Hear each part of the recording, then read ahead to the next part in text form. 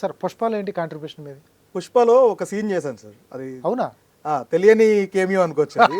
ఎందుకంటే ఎక్కడున్నారు పుష్ప? నాకు మన హెలికాప్టర్ సీన్ ఉంటుంది సార్ ఒకటి, మాల్దీవ్స్ లో అల్లు అర్జున్ గారు వెళ్ళి మాలేసుకొని ఉంటారు, డీల్ ఉంటుంది సౌరవ్ సచ్దేవ్ గారు వెనకాల, పక్కనే మనోడికి సౌరవ్ సచ్దేవ్ గారికి నేను అసోసియేట్ అనమాట. అవునా?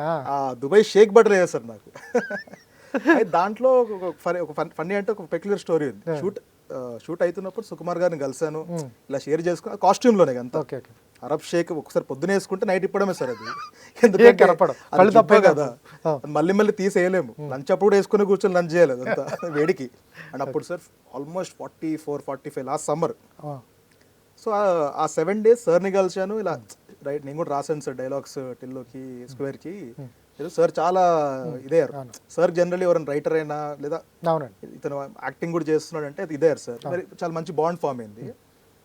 షూట్ అంతా అయిపోయాక ఇంకా లాస్ట్ డే 7th day ఆ షెడ్యూల్ ప్యాకప్ ఆర్ఎఫ్సీలో వెళ్ళి సార్ థ్యాంక్స్ చెప్దాము, ఇంకా షెడ్యూల్ ప్యాకప్ కదా అని సార్ క్యారవన్ దగ్గరికి వెళ్ళాను. వెళ్తే సార్ ఒక 10 seconds ఇలా చూసారు.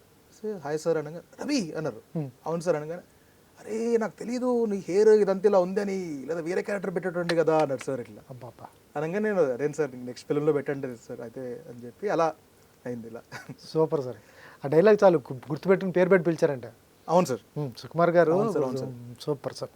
సార్ ఇప్పుడు ఆర్ట్ డిపార్ట్మెంట్ చేస్తున్నారా, ఆగిపోయారా? లేదు సార్, ఆర్ట్ డిపార్ట్మెంట్ ఇప్పుడు ఏం చేయట్లేదు. అంటే నాతోటి ముందు వర్క్ చేసిన నా అసిస్టెంట్స్ వాళ్ళు ఇప్పుడు ఆర్ట్ డైరెక్టర్ లాగా చేస్తారు సార్. సో వాళ్ళు చేస్తున్నారు ఇప్పుడు. నేను ఇప్పుడు కంప్లీట్ యాక్టింగ్ రైటింగ్ మీద ఉన్నాను సార్ ఇప్పుడు. సార్ సినిమా అంటే కొన్ని క్యారెక్టర్లు వస్తూ ఉంటాయి, లేకపోతే రావు, ఒక్కోసారి సక్సెస్ అయితే అసలు తిరిగి ఉండదు. మళ్ళీ ఉన్నదాన్ని ఎందుకు వదులుకోవటం ఆర్ట్ డిపార్ట్మెంట్? ఉన్నదని ఏం లేదు సార్. అప్పుడు నాకు యాక్చువల్లీ ముందు నుంచి నాకు స్టార్ట్ అయినప్పుడు గోల్ ఒక రైటింగ్ చేసి ఫిల్మ్ తీద్దామనే గోల్ ఉండే సార్ ఎప్పటి నుంచో. ఆర్ట్ డైరెక్షన్ అనేది ఒక ఎంట్రీ లాగా అయింది నాకు. ఓకే, ఆర్ట్ డైరెక్షన్ ఎంట్రీ కోసం ఎంట్రీ లాగా అయింది. అండ్ అది లక్కీలీ నాకు కూడా వచ్చిన పని.